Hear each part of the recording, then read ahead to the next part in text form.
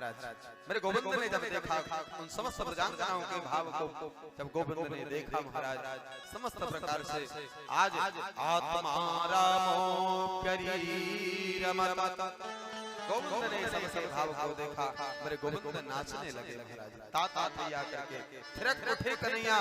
परंतु जैसे ही कामदेव ने देखा, कामदेव को बड़ा अभिमान था महाराज।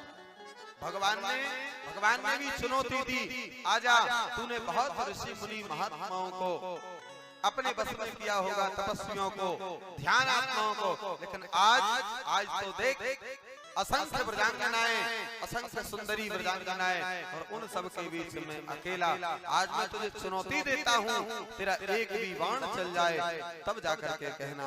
अनंत व्रज सुंदरियों के बीच में महाराज मेरे गोविंद विहार कर रहे हैं, लेकिन महाराज कामदेव आया। कामदेव ने अपने पांचों बाणों को चलाया, पहला वशीकरण, दूसरा उच्चाटन, और तीसरा सम्मोहन, और चौथा स्तंभन, और पांचवा बाण काम का महाराज उद्दीपन।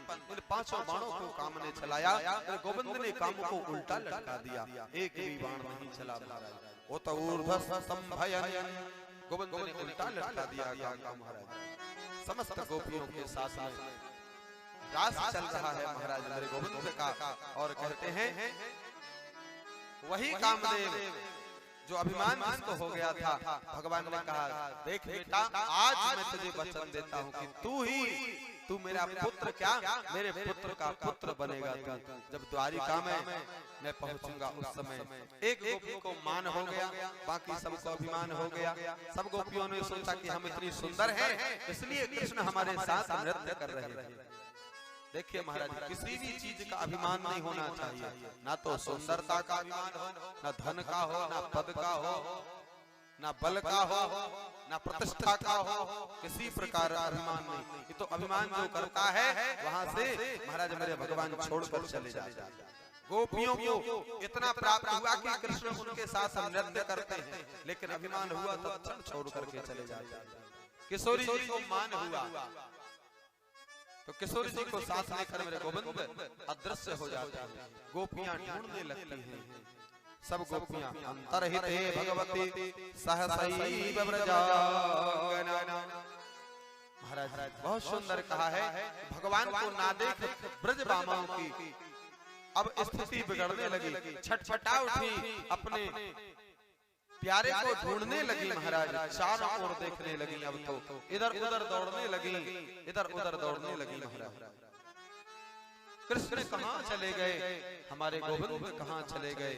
और महाराज इधर उधर जाते सब खोजते देखती हैं, तुलसी वृक्ष के पास जाती हैं, तुलसी से पूछती हैं प्रिय वृंदे तुमने हमारे कृष्ण को देखा है क्या, तुमने हमारे गोपाल को देखा है क्या, तुम ही बता दो। तो ना विष्णु ना सती शोभने, अरे तुलसी तेरे बिना तो गोविंद भोजन भी नहीं करते, तुझे तो पता होगा कहाँ गए हैं। एक गोपी कहने लगी अरे इससे क्या पूछती हो, ये तो हमारी सौत है, ये क्या बताएगी, ये नहीं बताएगी। आगे चले पीपल के वृक्ष से पूछती हैं महाराज, लता पताओं से पूछती हैं, सब जगह पूछते हुए महाराज एक जगह हरियाली नजर आई बहुत सारी, सोचा कृष्ण यहाँ होंगे, वहाँ गई, जाकर के देखा, पूछा कन्हैया कहीं नहीं दिखाई देते।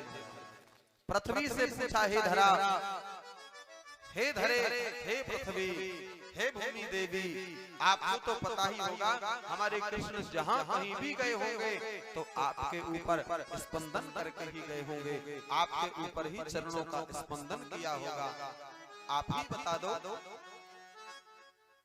हमारे प्राण प्यारे कहाँ गए हैं। महाराज सब जगह ढूंढा, सब जगह ढूंढा, अब तो उनकी ऐसी स्थिति बन गई महाराज, क्या स्थिति, अब तो कहा अनुकरण किया जाए। सब गोपियां एक स्थान पर एकत्रित हुई।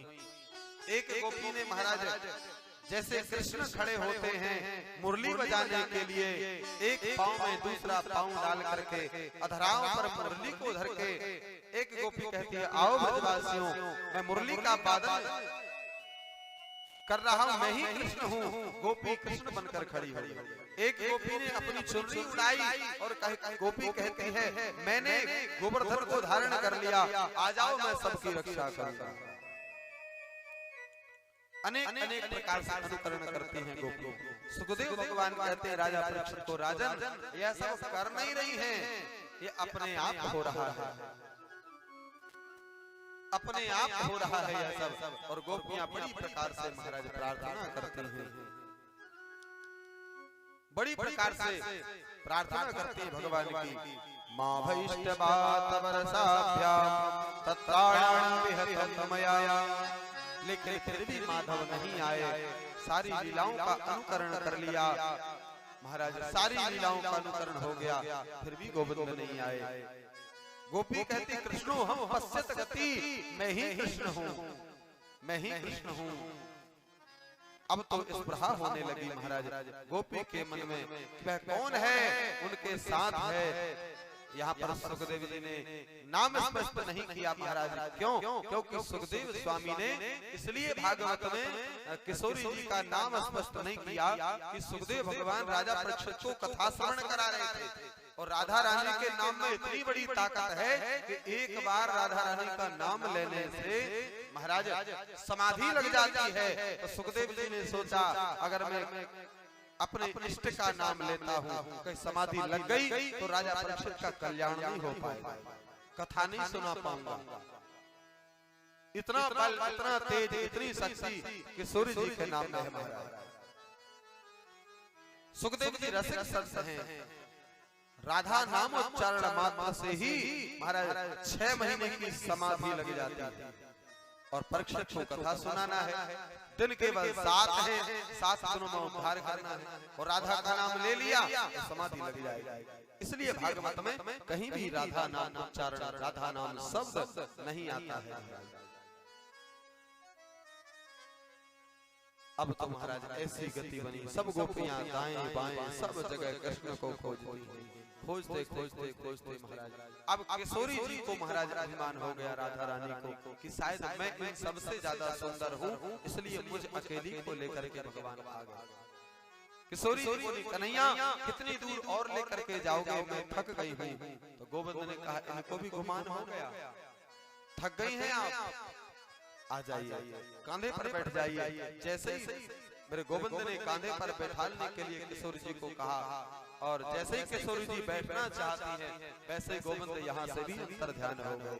गोपियां खोजते खोजते चली, मार्ग में किशोरी जी मिली, राधा रानी किशोरी जी को देखा गोपियों ने, अरे किशोरी जी आप तो साथ में थी कृष्ण के।